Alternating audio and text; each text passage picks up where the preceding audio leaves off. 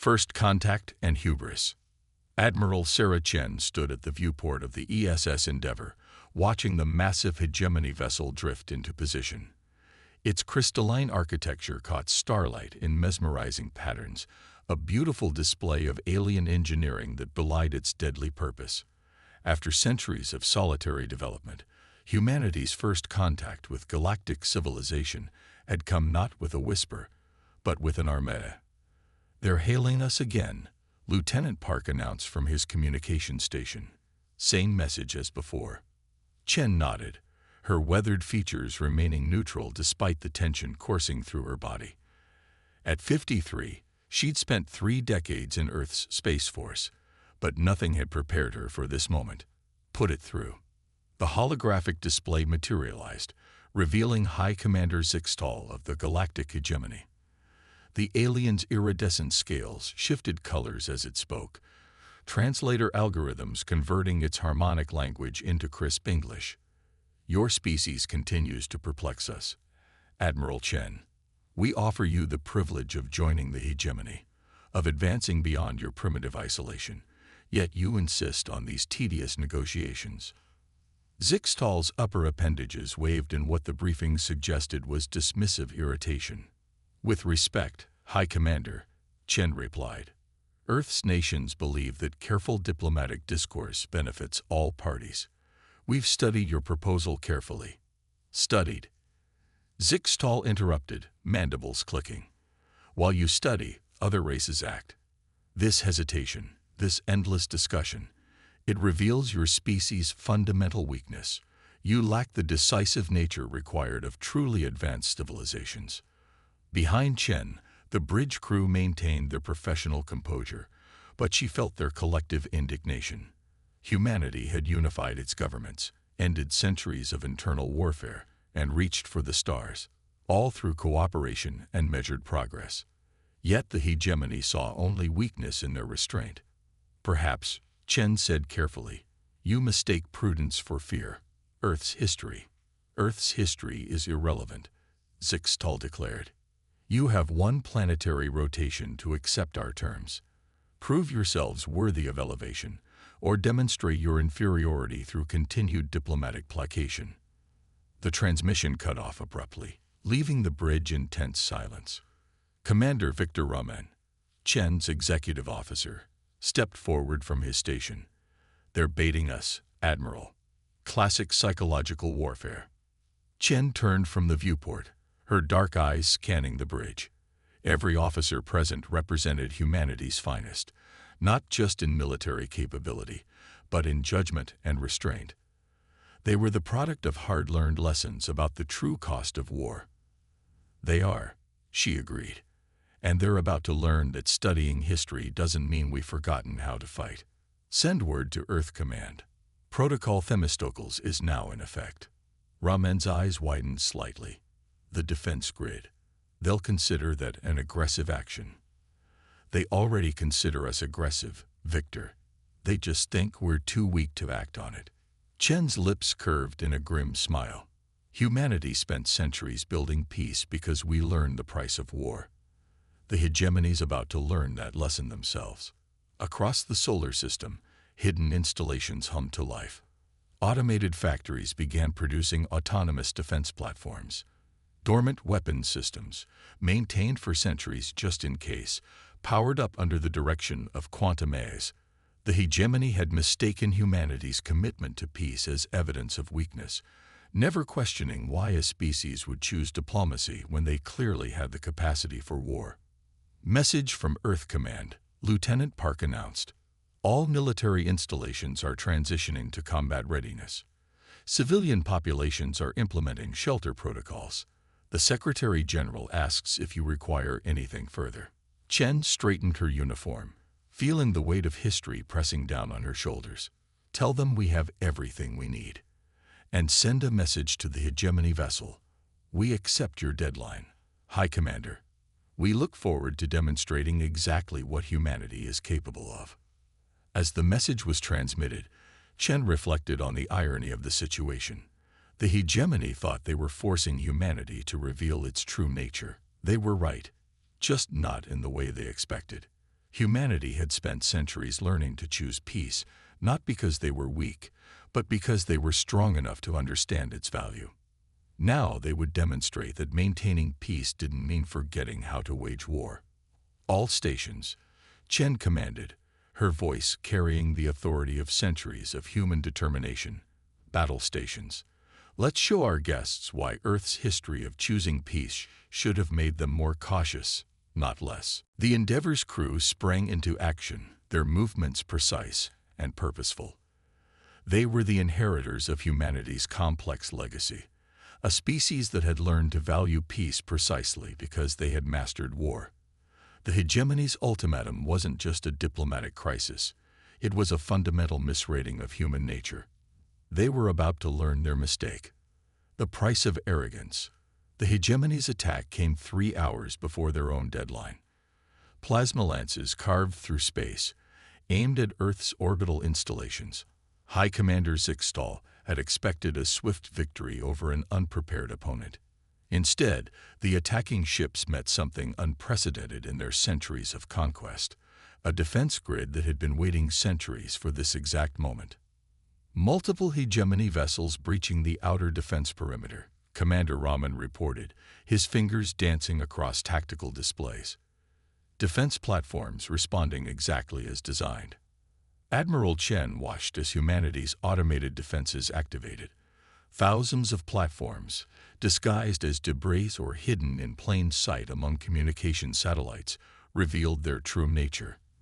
The hegemony fleet found itself caught in a three-dimensional web of overlapping fields of fire. Interesting, Chen murmured, watching the tactical display. They're using standard conquest formations, exactly like the historical records suggested. The hegemony's arrogance had led them to believe that humanity's extensive study of military history was a sign of weakness. They hadn't considered that Earth had spent centuries analyzing every known form of alien warfare, preparing countermeasures for tactics they hadn't yet encountered. Platform Grid Alpha engaging, Raman announced. Quantum predictive matrices are active. The defense platforms didn't just fire at where hegemony ships were. They fired at where the ships would be, using centuries of accumulated data about alien combat maneuvers. Plasma bolts met quantum-guided interceptors. Hegemony shields, expected to overwhelm primitive human defenses, found themselves tested against weapons specifically designed to exploit their weaknesses. "Sir," Lieutenant Park called out, "we're receiving a transmission from the hegemony flagship." "On screen," Chen ordered, straightening her uniform. Zixtal's image appeared, his scales now a mottled red of agitation. "What treachery is this? You hide your true nature behind false diplomacy." "No, High Commander," Chen replied calmly. "We showed you exactly who we are. You simply didn't bother to look deeper. Humanity doesn't prefer peace because we're weak. We prefer it because we're strong enough to understand its value." A massive explosion lit up the tactical display as a hegemony cruiser, caught between three defense platforms, disappeared in a flash of light. The aliens had never encountered an opponent who had spent centuries preparing for a war they hoped would never come. "Status of civilian evacuations?" Chen asked, turning to her staff. "Complete, Admiral," Raman responded. "The shelter networks are fully activated. Earth's population is secure." Another aspect of humanity the hegemony had failed to understand. They had never stopped preparing for the worst while hoping for the best. Every major city had maintained and upgraded their civil defense systems, treating peace as a precious resource that required constant vigilance to maintain. "Launch the counterstrike," Chen ordered. "All ships, execute Operation Thermopylae." Across the solar system, humanity's response unfolded with mechanical precision. Ships that had appeared to be simple cargo vessels revealed military-grade weapon systems. Mining platforms transformed into missile batteries. Everything humanity had built for peace had been designed with the possibility of war in mind. "Admiral," Raman called out, his voice tight with controlled excitement, "the Artemis Battle Group reports successful penetration of hegemony lines. They're engaging their designated targets." The Artemis Battle Group, named after the ancient goddess of the hunt, demonstrated another truth about humanity. They had never lost their predatory instincts, merely learned to control them. The ships moved with coordinated grace, exploiting gaps in hegemony formations that the aliens didn't even realize existed. "Send word to Earth Command," Chen ordered. "Phase 1 is proceeding as planned. Request authorization for Phase 2. The response came quickly. Earth's unified government, another institution the hegemony had dismissed as a sign of weakness, demonstrated its ability to make decisive military decisions. Authorization granted. All ships, Chen announced, her voice carrying across all human frequencies. Execute Phase 2. Show them why humanity's history of choosing peace should have been a warning, not an invitation. The ESS Endeavour moved forward, leading a fleet that represented humanity's dual nature, a species that had mastered both diplomacy and warfare. Each ship carried crews who had trained their entire lives for a war they had hoped would never come. "High Commander," Chen transmitted to the increasingly desperate Zixtal, "you still have time to withdraw. We would prefer to return to diplomatic discussions." "You dare offer terms?" Zixtal snarled. "When you have deceived us." "We never deceived you," Chen corrected. "You deceived yourselves. You saw our commitment to peace as weakness, because you lack the strength to understand that true power lies in choosing when not to use force." The battle continued to unfold, humanity's carefully prepared defenses systematically dismantling the hegemony's attack. Each movement, each response, demonstrated centuries of preparation hidden beneath a genuine desire for peaceful coexistence. As the hegemony fleet began to falter, Chen reflected on the tragedy of the situation. They had wanted to join the galactic community as partners, not conquerors. But they had never forgotten the lessons of their own history, that peace must be protected by strength, and that the best deterrent to war was the clear ability to win one. "Admiral," Raman reported, "the hegemony fleet is beginning to withdraw. Their formations are breaking down." Chen nodded, watching as humanity's first interstellar battle drew to a close. "Send to all ships. Hold positions. Do not pursue. Let them carry word back to their leadership about the true nature of humanity." The price of the hegemony's arrogance had been paid in ships and lives. But the real lesson wasn't about humanity's military capability. It was about the danger of mistaking chosen restraint for weakness. Unconventional warfare. Dr. Maya Patel stood in the captured hegemony vessel's engine room, her dark eyes scanning holographic readouts as her team worked. Around her, the hybrid crew of scientists and special forces operators moved with practiced efficiency, each performing their role in humanity's unprecedented response to alien aggression. "Fascinating," she murmured, fingers tracing patterns in the air as her neural interface translated alien engineering principles into familiar terms. They never considered someone might adapt their own technology against them. The ship designated Trojan Horse 1 represented humanity's shift from defensive operations to something more ambitious. While the hegemony regrouped after their failed initial assault, Earth's united forces had launched their own carefully planned countermeasures. Dr. Patel, Captain Marcus Jackson, called from his security position near the door. "Status update. We're on a timeline here." Maya nodded without looking up from her work. "The quantum entanglement readings are exactly what we predicted. Their shield technology relies on principles we theorized but never implemented. Not because we couldn't, but because we found better solutions." That was the key insight that had shifted the war's dynamics. The hegemony's technological advantage wasn't superiority. It was simply a different path of development.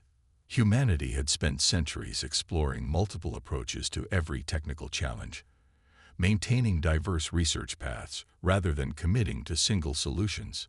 Their entire defensive doctrine is built around these shields. Maya continued, excitement creeping into her professional tone.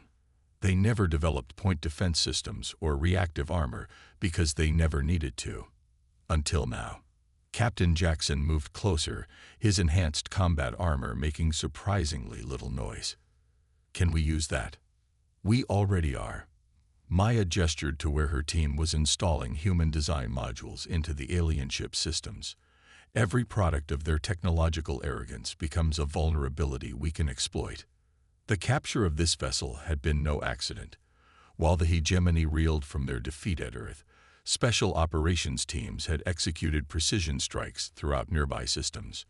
Rather than destroying targets, they had selected key ships and installations for capture and study. Central Command is reporting similar success at other sites, Jackson reported, checking his tactical feed. The hegemony still doesn't understand how we're penetrating their security so easily. Maya allowed herself a small smile. Because they're looking for technological solutions to what they think is a technological problem. They don't understand that we're using their own psychology against them. The truth was elegant in its simplicity. Humanity had studied not just the hegemony's technology, but their thought patterns, their cultural blind spots, their institutional arrogance. Every security system had a fatal flaw. It was designed by someone who thought they'd considered every possibility. Team 2 reports success with the shield frequency modulators. One of Maya's scientists called out, "The biomimetic camouflage is integrating perfectly with their sensors." This was humanity's true advantage, not just their military preparation or technological adaptability, but their ability to think laterally, to combine different fields of knowledge in unexpected ways. The hegemony's ships were about to face an enemy that could become invisible to their most sophisticated sensors by using principles derived from Earth's ocean life. Admiral Chen is requesting an update, Jackson said.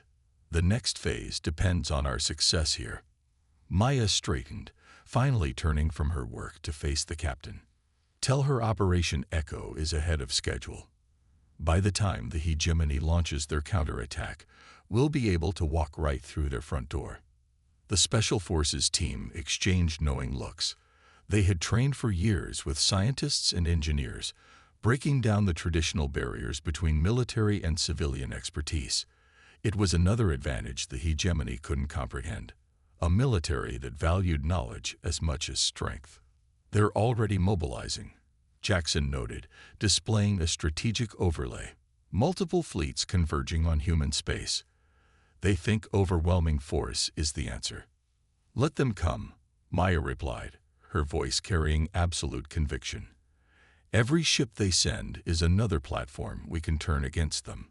They still think this is a war of attrition. They haven't realized it's a war of ideas.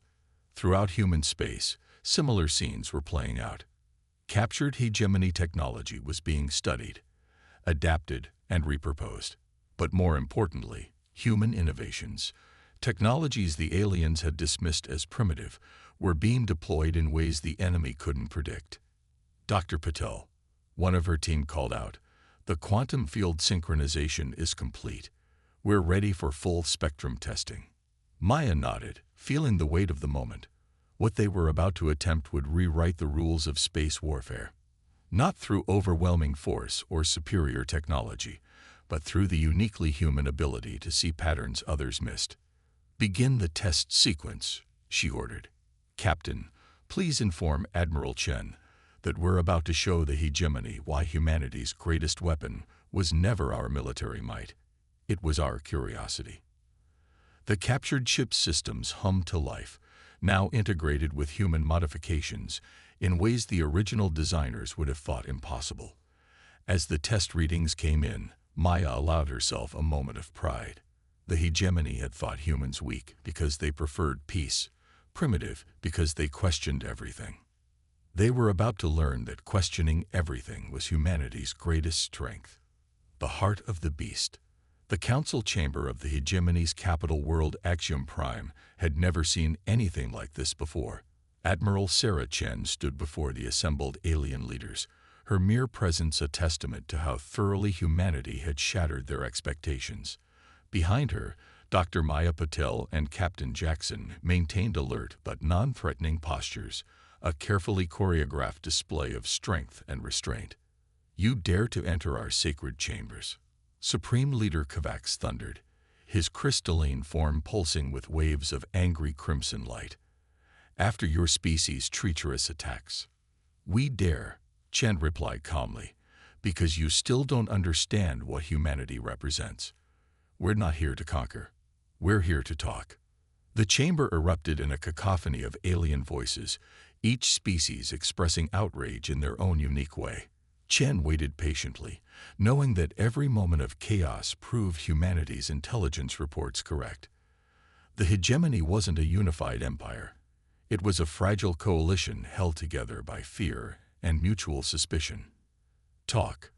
High Commander Zixtel spat from his position among the military leadership. Your forces have penetrated our deepest defenses, turned our own ships against us, and now you claim to want dialogue. Maya stepped forward, her scientific credentials displayed prominently on her uniform. We've demonstrated our capabilities not to humiliate you, but to prove a point. The hegemony's technological advantage was always an illusion. She gestured, and holographic displays materialized throughout the chamber, showing the various ways humanity had adapted and improved upon hegemony technology. Your society stagnated because you stopped questioning, stopped innovating. You became so convinced of your superiority that you forgot how to learn. Lies, Kovacs declared, but Chen noticed how several council members, particularly representatives of the younger spacefaring races, leaned forward with interest. 3 days ago, Captain Jackson spoke up, his combat armor sensors actively scanning the chamber. We disabled the planetary defense grid of your most secure military installation. We didn't destroy it. We didn't have to. We simply showed you that we could. Chen watched the ripple of unease pass through the assembly. This was humanity's true weapon, not their military might or technological adaptability, but their understanding of how empires fall. The hegemony had conquered through fear and overwhelming force. Humanity would defeat them by offering a better alternative. Your empire spans 1,000 worlds. Chen continued, her voice carrying to every corner of the chamber. How many of those worlds serve you out of loyalty? And how many out of fear? How many of your own military commanders have already reached out to us, seeking dialogue? The silence that followed was deafening. Supreme Leader Kovacs's crystalline form dimmed slightly, a sign of uncertainty that would have been unthinkable months ago. What do you want? The question came from an unexpected source, a representative of one of the hegemony's oldest subject races. If not conquest, then what? Chen smiled, not the predatory grin of a conqueror, but the genuine expression of someone offering partnership. We want what we've always wanted, to join the galactic community as equals, to share knowledge, to trade, to learn from each other. The only difference is that now you know we negotiate from strength, not weakness. Maya activated another holographic display, this one showing technological breakthroughs that combined human and hegemony principles. We've already improved upon your shield technology, your faster-than-light drives, your energy weapons. Imagine what we could achieve together instead of in opposition. The chamber buzzed with quiet conversations in dozens of alien languages. Chen knew that their intelligence was already spreading through the hegemony's networks. Evidence of corruption among the highest leaders, proof of technological stagnation, demonstrations of how cooperation with humanity had benefited those who chose to align with Earth. You would break the hegemony, Kovacs demanded, but his voice carried more resignation than rage. No, Chen corrected. We offer you the chance to transform it, to replace rule through fear with genuine alliance, to turn an empire of conquest into a federation of equals. Captain Jackson's armor sensors registered increasing signals of support from throughout the chamber. The younger races saw opportunity. The older ones recognized the inevitable. The military leaders calculated their odds and found them wanting. The choice is yours, Chen continued. Continue to fight, and we will continue to demonstrate why that would be a mistake. Or accept our offer of peace, not the peace of the subjugated, but the peace of true partners. She gestured to Maya, who activated one final display. The combined fleet of human ships and their new allies, holding position just outside the hegemony's home system. Every vessel represented not just military power, but a different species that had chosen to side with humanity's vision of the future. Your empire was built on the assumption that military might was the only true measure of civilization. Chen concluded, "We're offering you the chance to learn what humanity discovered centuries ago. That true strength lies in the ability to choose peace, even when you have the power to wage war." The council chamber of Axiom Prime fell silent as the leaders of 1,000 worlds faced a choice that would reshape the galaxy. Humanity had not just defeated their military. They had challenged their most fundamental assumptions about power and civilization. And in that silence, the future began to change. Victory through understanding. On the observation deck of the ESS Endeavour, Admiral Sarah Chen watched as delegates from across the galaxy filed into the newly constructed Federation Assembly. The massive structure floated in neutral space, its crystalline architecture combining the best elements of human and hegemony design, a physical symbol of the changes sweeping through known space. "Hard to believe it's only been 6 months," Commander Raman said, standing at her side. "Sometimes I wonder if they've truly accepted the new reality." Chen smiled, noting how former hegemony ships now patrolled alongside human vessels, their crews learning from each other. "They've accepted it because we gave them no choice, not through force, but through understanding." Below them, Dr. Maya Patel was leading a mixed team of human and alien scientists through the Assembly's security protocols.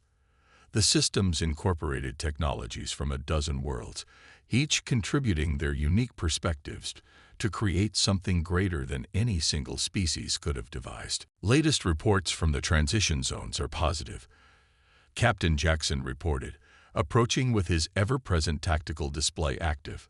Former hegemony worlds are adapting to the new political structure faster than predicted. The transition hadn't been entirely smooth. Some hardliners among the hegemony's leadership had refused to accept change, choosing exile over adaptation. But they had found themselves increasingly isolated as world after world embraced the opportunities presented by genuine cooperation. "They're adapting because we didn't try to replace one empire with another," Chen observed. "We showed them a better way by example, not just proclamation." Maya joined them, her expression animated. "The technological exchange program is exceeding all expectations. Turns out when you remove the fear of conquest, most species are eager to share knowledge. That had been humanity's master stroke, transforming the hegemony's greatest weakness into a source of strength. Where they had hoarded knowledge, the new Federation shared it. Where they had demanded obedience, Earth offered partnership. "First assembly session begins in 30 minutes, Raman noted. "History in the making." Chen nodded, remembering the long path that had led to this moment. "We came to the stars hoping for peace, prepared for war, but achieving victory through understanding. Not bad for a species they thought was too afraid to fight." The assembly chamber below began to fill with representatives from hundreds of worlds. Former hegemony powers sat alongside their one-time subjects as equals. Newly independent worlds sent their first delegations to participate in galactic governance. And at the heart of it all, human diplomats worked to build bridges between cultures that had spent centuries in conflict. "They never understood," Maya said, reviewing data from her latest joint research project. "Strength isn't about having the biggest ships or the most advanced weapons. It's about having the wisdom to know when not to use them. And the courage to try something new," Jackson added, his combat armor now serving a ceremonial role as head of the Assembly's Joint Security Force. "Most species would have tried to destroy the hegemony. We transformed it instead." Chen watched as the former Supreme Leader Kovacs entered the chamber, his crystalline form now glowing with calmer hues. He had survived the transition by being one of the first to recognize that humanity's approach offered a path to genuine stability, not just enforced order. "You know what the real victory was?" Chen asked her companions. "Not defeating their military or outmaneuvering their politics. It was showing them that cooperation makes everyone stronger." The evidence was everywhere. Ships that once served in opposing fleets now conducted joint patrols.